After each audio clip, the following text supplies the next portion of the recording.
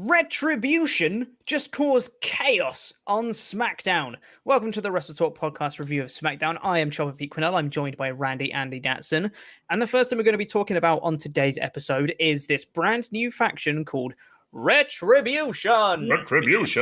Which has to be said like that because it's all in capitals. It's very important to remember that.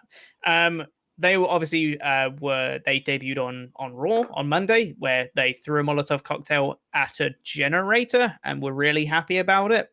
That was about all they did. But on this show, there were teasers throughout the show, which I say teasers. They were literally saying, Retribution is going to be here later. And that was pretty much the tease. Was them they had the lights flickering and the audio issues with the mics cutting out, and then every single time that happened, either the commentary team or the person in the segment themselves just went, this looks like what happened with Retribution on Monday. Like, it could have been the SmackDown hacker. That's true. Who's been dropped seemingly. Haven't heard from them in what, a month, 2 months? I'd say closer to 2 months. 2 months, yeah, probably something like that. Because it was supposed to pay off with Money in the Bank. That's right, it was. Oh, that was a good time. So there were teasers throughout the show with commentary being like, I don't know, this sounds like Retribution to me. It's dumb. And then it got to after the main event. There was Mandy and Sonya Deville were backstage continuing their shouting match at each other, and suddenly the lights cut out, and then there's loads of people in hoods and masks storming to the ring with baseball bats and crowbars and spray paint. And one guy had a chainsaw, and they all came in and they started doing stuff. They beat the ring with their bats, and they beat up some of the NXT guys behind the plexiglass, and they spray painted on the plexiglass. Some of it did not work on the plexiglass; that just did not show up. But it was a big W, wasn't it? Wasn't it? What I got from it was that they were going, WWE sucks with anarchy and stuff. I don't know. There was one with the red spray paint that did like a big W and like crossed through it. There were some that were just kind of spray painting nothing, just like random squiggles on like the steps and like across the apron and stuff. I'm just expressing myself. Pretty much, yeah. And then they beat up a load of the NXT guys behind the plexiglass as well. There was one girl in particular that got absolutely bullied, like surrounded by 4 of them, got like knocked out and thrown into the plexiglass again. It was nuts. They got back into the ring. Guy got a chainsaw and then just sawed these ropes in half. He sawed the ropes, and then they all went, way, and then it went off the air. I thought I saw a rope in half. Yeah. So I'm going to go on a limb here, because I've seen a lot of people hate on this segment. And I'm not going to lie, it wasn't amazing, right? But I thought it was fine. It was good. I thought this was a new group. It was a very, very different way to end the show than what we've seen in recent times. I mean, the last 2 endings in the last 2 shows I thought have been really, really good. The Fiend attacking Alexa Bliss last week was great. It's a great way to end the show. And this week, having something completely different like this and going like, they're here to cause chaos kind of thing, I thought it worked quite well. Granted, I don't think it's quite as effective as like the Nexus debut, because they came in and they just tore up the ring and like beat up everyone at ringside. And this one was just kind of them being like, spray paint. We're going to saw the ropes. But the main complaint I've seen from people online is that the people are short. And I'm like, well, what's that got to do with it? I don't understand the complaint with people. Like, people like Rey Mysterio, people like Short EG, whose whole thing is like, I'm short, blah, blah, blah, blah, blah. And people are like, no, he's an amazing wrestler. But as soon as people come in and they go, well, these guys are short, I can't take him seriously. I'm like, what? Are you Vince? What's the mindset here? I don't understand people. 27 years of frustration coming out of Pete now. Totally, yeah. I just really hate when people hate on short people. That's what it is. That's what the whole point is. It's about my height and not anyone else's. I do agree. Yeah, I think it's a dumb criticism because it doesn't hold any weight, because they came in with actual weapons, not kendo sticks, not chairs, like baseball bats, crowbars, a chainsaw. Height doesn't really play into it. And it's not like they were, they're not Hornswoggle. They're people. They're not saying that Hornswoggle isn't a person. That came out wrong. You know what I mean.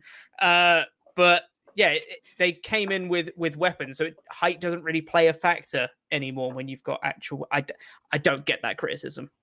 Yeah, and also the people here are probably not going to be the people that it ends up being. Absolutely. So yeah, the guy might be short, but it might end up being Babatunde. Sorry, whatever his name was. Something Cater. Baba Queso?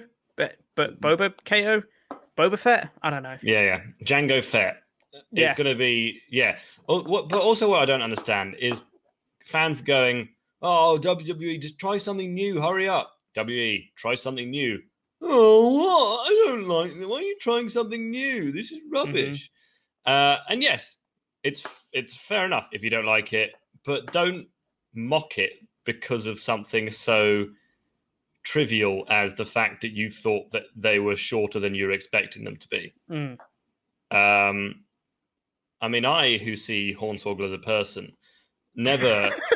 Let's not make that a thing.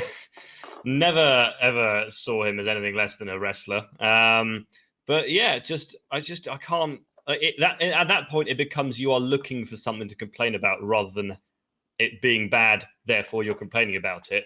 It's, oh man, this was fine, but I like complaining about WWE, so they're a bit short. I know it might be rich us saying, oh, you shouldn't complain about WWE, because we do that a lot, but it feels very kind of slightly childish to be like, oh well, I guess they were short. I'm gonna latch onto that as the thing I'm annoyed about this week.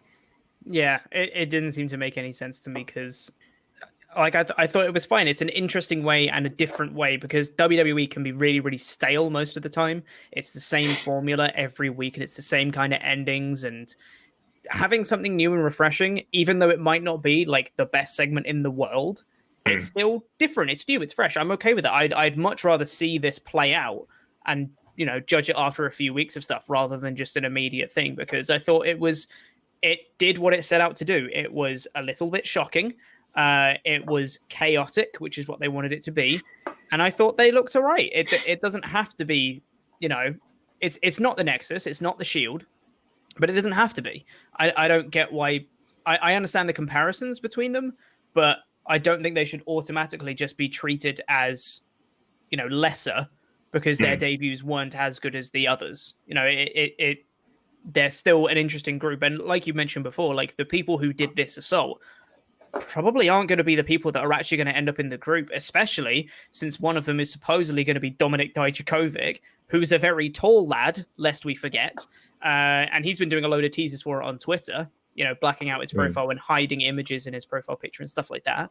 Like that, if he's going to be part of the group, he was not part of this group, I can tell you that much, because he would have stood out like a sore thumb. So, yes. Yeah, that might be why they're doing it. Yeah, maybe. It might have been a kind of Dark Order thing where these are his minions, and it turns out that he's behind it all. He's Mr. Dijakovic. Exactly. So yeah, and like you said, it was a little bit shocking, which I believe was the original catchphrase for the Undisputed Era. A little bit shocking. Yeah. So yeah, I'm fine with that. Like, yeah. As much as I knew it was coming, I sort of enjoyed the way it was done. I've never seen a chainsaw other like in a WWE ring. I've seen it, obviously the feed Bray Wyatt used one in the Firefly Funhouse last year. But to actually bring a chainsaw into the rope, I've never seen someone just cut a rope in half. I've seen the ropes I've seen the turnbuckle snap and stuff, but to actually just like cut a rope in half, I mean, that's a lot of admin. Yeah, exactly, right?